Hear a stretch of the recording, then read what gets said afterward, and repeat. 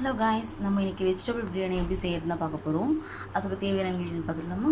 நான் வந்து 2 ஆனியன் எடுத்திருக்கேன். 1 அரிசி போட்டு 3 பேர் சாப்பிட்ற மாதிரி 2 ஆனியன் எடுத்திருக்கேன். 2 தக்காளி, 1 சில்லி எடுத்திருக்கேன். அப்புறம் பாருங்கள், பீன்ஸு, கேரட்டு, புதினா எடுத்திருக்கேன். அப்புறம் தேவையான மசாலாஸ் தான் நம்ம என்னென்னு செய்யும் போது பார்ப்போம்.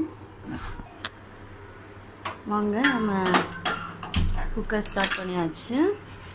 இப்போ குக்கரில் தேவையான அளவுக்கு எண்ணெய் ஊற்றிக்கலாம். குக்கரில் எண்ணெய் ஊற்றியாச்சு. இப்போ தேவையான மசாலா பொருட்கள் பார்க்கலாம். நான் பார்த்தீங்கன்னா இலை, சோம்பு, பட்டை, லவங்கம் எடுத்திருக்கேன். இப்போ நம்ம அதை எண்ணெயில் போட்டுக்கலாம்.